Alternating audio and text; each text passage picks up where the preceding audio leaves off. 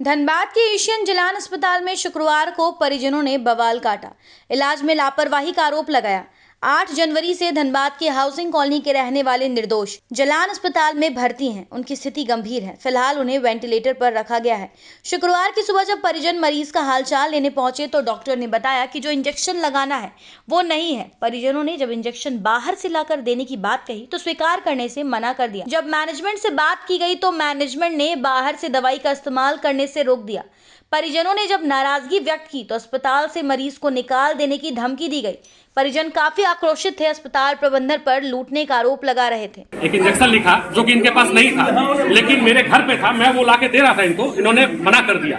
1 बजे तक भी इन्होंने वो इंजेक्शन नहीं दिया। मेरे रिक्वेस्ट करने के बाद उसका विजुअल भी है। पेशेंट की कंडीशन देखिए कैसे वेंटिलेटर पे। क्या करना है? लूट रहे हैं ये लोग, मार रहे हैं पेशेंट को। और ये जानबूझ के उसके बाद बोल रहे हैं कि ऐसा पेशेंट को हम लोग नहीं रखते हैं, हम लोग भेज देते हैं, फेंक देते हैं। ये इन लोग का कहने का पेशेंट पे कौन लगता है? बेटा हूँ मैं। अच्छा, पापा है? जी मेरे पापा हैं। क्या कर रहे हैं? और एक्चुअली डॉक्टर का कुछ नहीं, यहाँ पे कुछ भी डॉक्टर से बोला जाता है तो बोलते हैं मैनेजमेंट से बात कर लीजिए। मैनेजमेंट का अलाउ नहीं है, मतलब मैनेजमेंट बोलता है कि पेशेंट को आप लोग मार दीजिए। और जो लेडीज ने भी कहा है, जब उनसे उनके ऊपर हमें कहा जा रहा है तो बोलते हैं आपने गाली दे दिया था। तो ऐसा कुछ नहीं है। जिस कंडीशन में उन्होंने कहा कि आप अपने पेशेंट को यहाँ से लेके चले जाइए, इस तरह के पेशेंट को हम यहाँ नहीं रखेंगे। जब आप देख रहे हैं कि क्रिटिकल कंडीशन है, अभी वो जो है वेंटिलेटर पे है, तो इस कंडीशन में आप बोल रहे हैं कि लेके चले जाइए। और आज 4 दिन से यही हो रहा है। आज 4 दिन से यही हो रहा है कि जो दवाई जो है बाहर में अगर 4000 रुपए मिलती है, लेकिन यहीं से ये लोग देंगे, वही बाहर से लाके यहाँ पे देंगे, वो दवाई 9000 रुपए की देंगे। कितना दिन हो गया भर्ती किए हुए? 8 तारीख से भर्ती हुई। 9 बाहर से दवाई, यहाँ तक दवाई नहीं है, तो बाहर से दवाई नहीं ला सकते। आप कौन लगती हैं? मैं उनकी बेटी हूँ। बस एक कुछ बताइएगा, क्या कुछ हो रहा है? क्या हुआ मामला? क्या आज मेरे पापा कई दिनों से यहाँ पे वेंटिलेटर पे हैं। इस परिस्थिति में है कि हम लोग दिन रात उनकी सलामती की दुआ कर रहे हैं। और जब आज उन्हें इंजेक्शन की जरूरत है, कई दिनों से हो रहा है कि इनके पास अगर कोई दवाई अवेलेबल नहीं है तो उस दवाई को काट दी जाती है कि इनको अर्जेंट नहीं।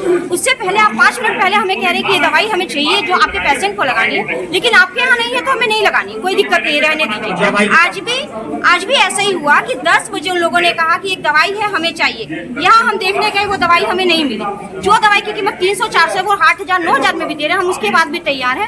वो दवाई हमें यहाँ नहीं मिली तो मेरे पास अवेलेबल थी, मेरे भाई लोग के पास। वो लोग ये दवाई लेकर आए इंजेक्शन की, आप लगा दीजिए। 10 बजे ला के देते हैं और वो कहती है कि हम बाहर की दवाई नहीं लगाएंगे, आप अपने पेशेंट को ले जाइए, ऐसे पेशेंट को हम नहीं रख सकते हैं यहाँ पे। सिर्फ पैसा यहाँ लिया जा रहा है। सिर्फ पैसा लिया जा रहा है। यहाँ के मैनेजमेंट की कोई लेडीज थी जो अंदर रूम में थी।